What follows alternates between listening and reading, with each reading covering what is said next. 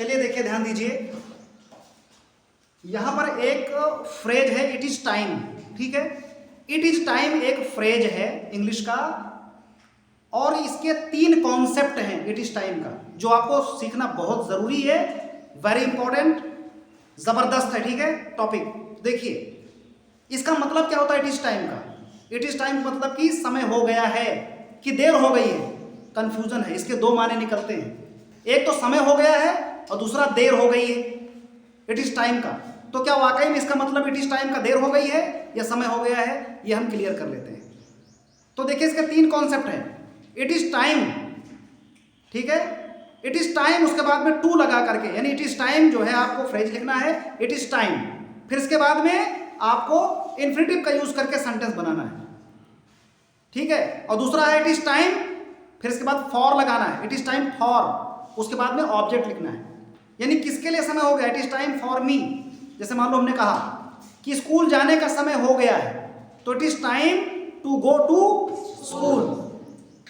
ठीक है, और दूसरा कॉन्सेप्ट इसी का पहला कॉन्सेप्ट, ठीक है, समय हो गया है, समय हो गया है तो क्या होगा, इट इज टाइम।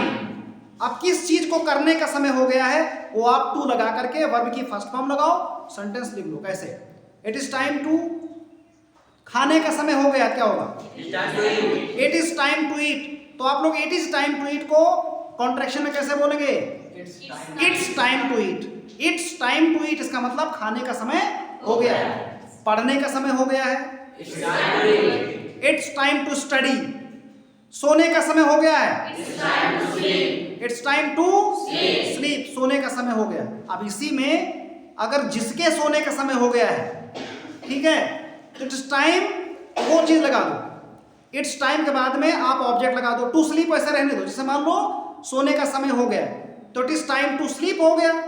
अब मेरे सोने का समय हो गया है तो इट्स टाइम और टू स्लीप, इसके बीच में फॉर मी लगा दीजिए, it's time for me to sleep, मेरे सोने का समय हो गया है, उसके सोने का समय हो गया है, it's time for him to sleep. आ गया समझ में, ठीक है, मेरे भाई को स्कूल जाने का समय हो गया है, इट्स टाइम, हाँ, टू गो टू स्कूल, बिल्कुल right, it's time for my brother, it's time for my brother to go to school. मम्मी के आने का समय हो गया है, it's time for my mom to come, पापा के आने का समय हो गया है, yes, it's time for my papa to come. Easy है कि नहीं, बोलो। कोई भी काम करने का समय हो गया है तो इस टाइम, उसके बाद टू लगा करके जोड़ दो। और भी तुम्हारे पास होंगे, क्या होंगे, क्या हो सकता है, बोलिए, बहुत सारे तो वर्ब हैं। नहाने का समय हो गया, हाँ, नहाने का समय हो गया, it's time to take a bath, it's time to take a bath.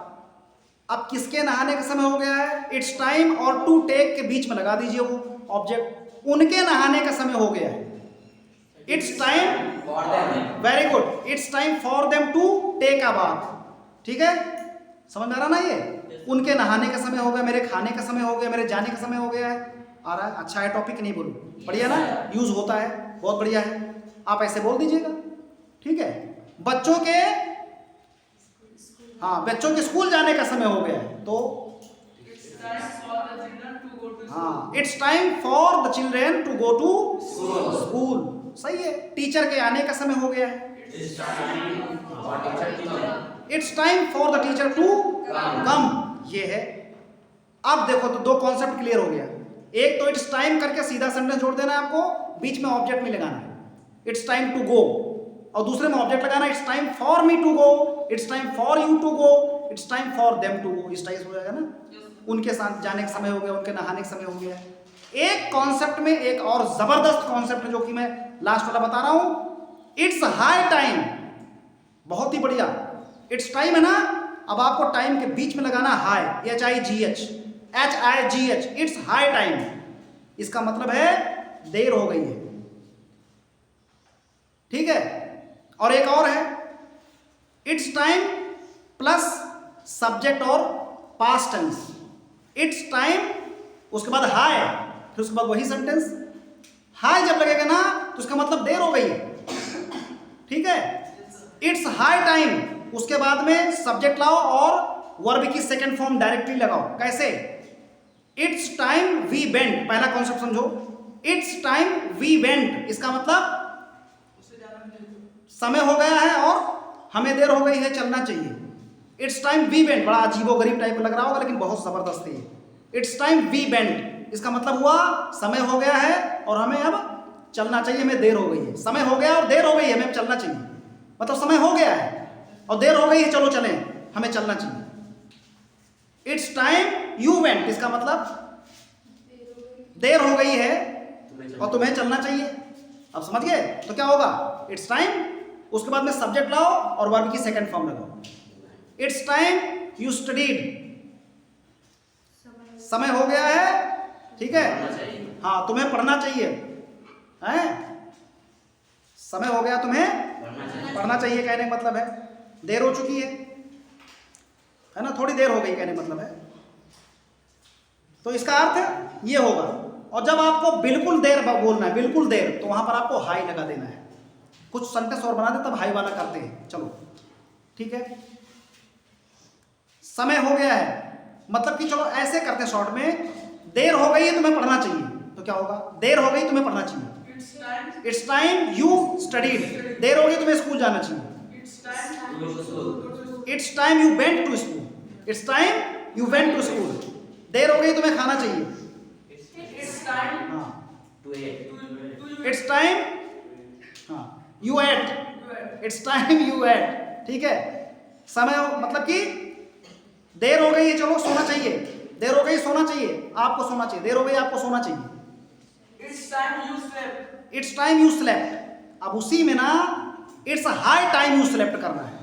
It's high time you slept, यानी बहुत देर हो चुकी है तुम्हें सो जाना चाहिए, यानी बिल्कुल देर हो चुकी है तुम्हें सोना चाहिए, तो बिल्कुल देर के लिए आपको हाई लगा देना है, ठीक है। It's high time you slept. और अगला, बहुत बिल्कुल देर हो गई है तुम्हें स्कूल जाना चाहिए। It's high time, it's high time you went to school, ऐसा। It's high time you went to school.